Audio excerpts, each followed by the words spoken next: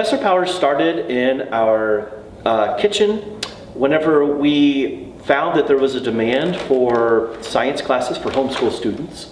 And we started with a few classes out of our kitchen, and then it kind of expanded enough to where we didn't have room in our kitchen anymore. And so we started doing classes at the Creamery Arts Center, and it's just kind of grown from there. I'm Kara. Yes. For me, the importance is to give kids access to science in a way that they might not actually have it at home or maybe at school, where they get to do a lot of hands-on activities and they get to study about things that they might not otherwise get to study about.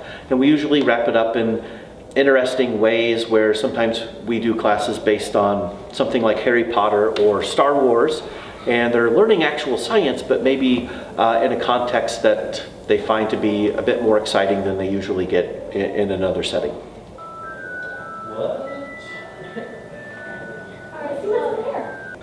I think science is important for kids to learn for a lot of reasons, but the reasons that come to mind would be, for one, kids aren't kids forever. So I think part of my duty as an educator is to help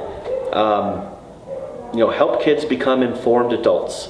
And part of that is being literate enough in terms of how to determine the truth from fabrication. So if a person is reading an article about something, they need to understand how to analyze that article critically and understand, perhaps whether this information is true or not based on the descriptions of the information in the article. So that's one important thing is helping to foster an informed public. But also beyond that, I think just giving people that knowledge of and the joy in knowledge of how things work. So if you are, I oftentimes will talk to people and they say that things like, the more I learn about how something works, it takes the magic away from it, where I feel like I am the opposite of that, and I think a lot of people really are, where whenever you learn how something works, it actually seems to add to the magic of that thing. So I hope that through the classes, kids and others kind of appreciate the magical world in which we live. Videos in my kitchen before. We all seen funnels.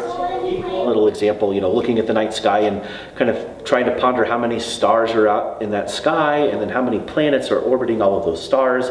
All that stuff is so cool and so magical.